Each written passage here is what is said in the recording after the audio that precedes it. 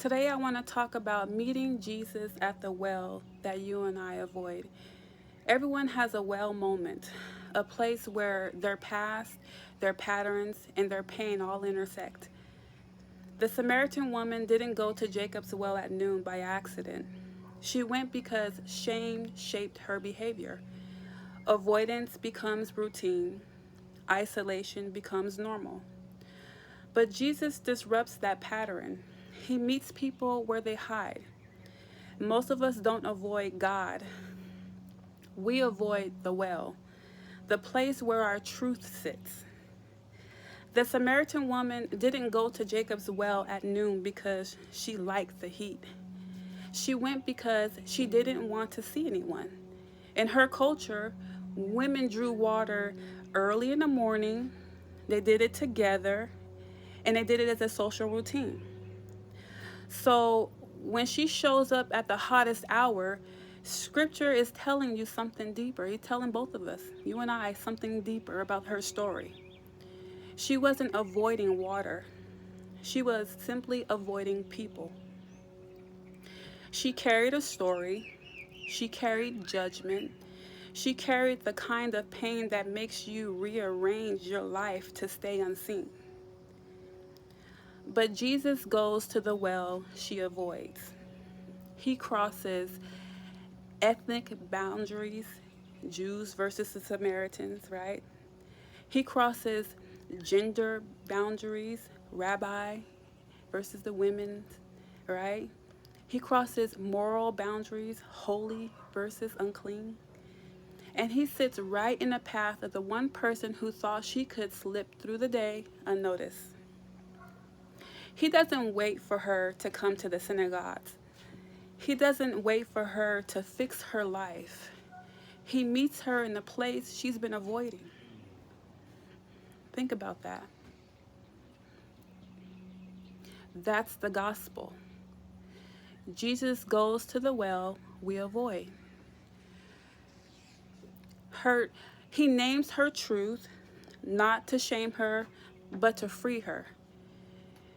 You've had 5 husbands. 5. Not a rebuke, not a scandal, not a moral lecture, a diagnosis. In her world, women couldn't initiate divorce. She wasn't immoral. She was discarded, widowed, abandoned, simply surviving. Her story wasn't sin. Her story was simply pain. And Jesus names it so she can finally stop running from it. So what does that mean today? This story is us. It's all of us. We've all encountered this at one point in our lives. We all have a well. The conversations we avoid, the habits we hide, the shame we carry, the patterns we can't break, the versions of ourselves we hope no one else sees. And like her, we go at noon. When no one is around, when we can stay unseen, when we can pretend we're fine.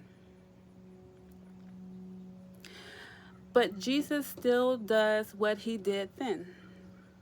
He meets people in the heat of the day, in the places they avoid, in the stories they're afraid to tell. Think about that. The woman who avoided her town becomes the woman who runs back to it. The one who hid her story becomes the one who tells it. Glory. The one who felt unworthy becomes the first evangelist in the gospel. The Bible tells us in John 4:39 that many people in the town was saved by her sharing her testimony. Her transformation is the message. Jesus didn't just redeem her soul, he redeems your story, right?